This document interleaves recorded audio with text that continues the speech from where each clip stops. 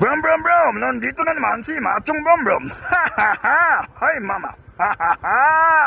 Mga kabrum-brum, may nakita na naman tayong natutulog sa tabi ng kalsada mga kabrum-brum. Bigyan na natin ito ng pagkain, let's go! Punta tayo sa Jollibee mga kabrum-brum para bumili ng pagkain para ibigay doon sa natutulog sa tabi ng kalsada. Tulong na naman tayo ngayong gabi mga kabrum-brum doon sa natutulog sa tabi ng kalsada. Let's go mga kabrum-brum, bili na tayo ng pagkain, let's go!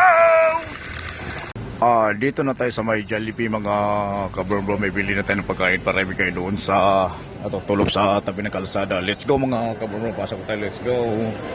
Dito na tayo mga kabrum-brum. Bili na tayo ng pagkain, let's go. Ito na mga kabrum-brum. Nakabili na tayo ng pagkain sa Jollibee at may 400 pesos na pera. Ibigay na natin to kay tatay na natutulog sa tabi ng kalsada. Let's go! Let's go mga kabrum-brum. Yatid na natin ng pagkain doon sa natutulog sa tabi ng kalsada. Tulong naman tayo ngayong gabi mga kabrum-brum doon sa natutulog sa tabi ng kalsada. At least man lang kahit ganitong paraan mga kabrum-brum, makatulong tayo mga kabrum-brum doon sa natutulog sa tabi ng kalsada. Let's go mga kabrum-brum, yatid natin ito pagkain, let's go!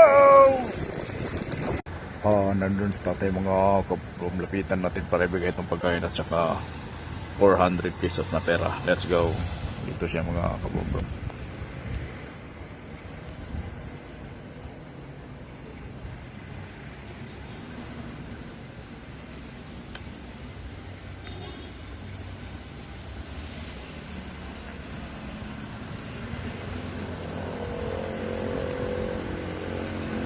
Let's go mga kabrum-brum. Bigay natin pagkain ka tatay. Let's go.